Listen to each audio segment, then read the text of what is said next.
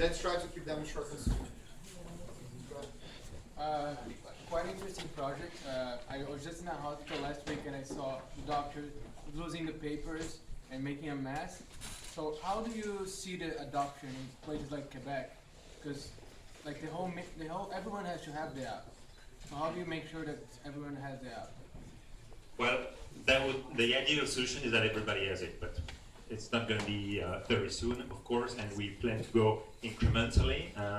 And the fact is that the application is free, so the doctor does not have a reason not to use it. Especially if the patient says, "Here are my medical files." He sends an email. The application sends an email to the doctor, just has to click. And if he has an iPad or another tablet, he will be able to download the application and see your file. So we realize that they already have some systems, so there's going to be some awkward situation in the beginning, but with time we hope to have, with the Open API, exchange of information between all of those systems. So it's going to be a gradual and a situation that will improve gradually. Right? Yeah, very interesting project. Thank you. It's not a domain I know very well, but it doesn't seem like price would be the factor that would be stopping this kind of adoption, but rather regulations or. So do you see certain countries where it's easier for that kind of product to be introduced?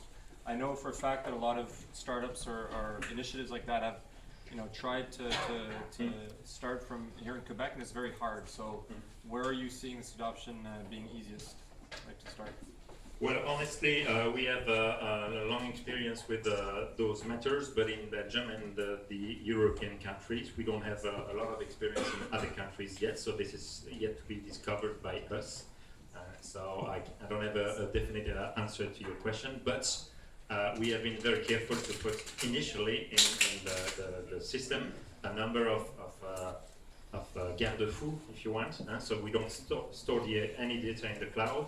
So there's a number of very strict and technologically harder choices that we made in that regard. So we don't have all the answers, but we took a number of steps already to limit those kinds of problems. We're going to have regulations problems in various countries that we will address when we face them, probably. So yeah, that's all I can say at this time.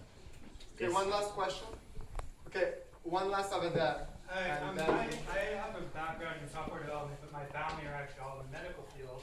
And I was always astonished how bad IT was in medicine. Sure. And I guess, I saw Google Health fail and all these things, and what you're proposing is like the holy grail of management, in my view. Why do you think, as I haven't heard of your company, why do you think your company, is there a reason or a few reasons why you think now or your company could kind of get past that and become kind of a standard, or it's sort of a hard question, but that's just what I see in Google Health sales. Yeah. Well, we've been working in that sector for 15 years already, and we see big changes. Now mobile is there, it's obvious, everybody agrees with it.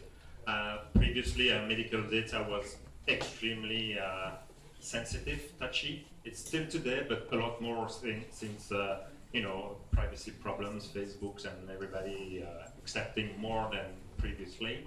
So it will all depend on user adoption, which will be gradual, as I said earlier. So we don't expect to have the best and the ideal solution for everything, but to provide for some people part of the solution. That's how it works.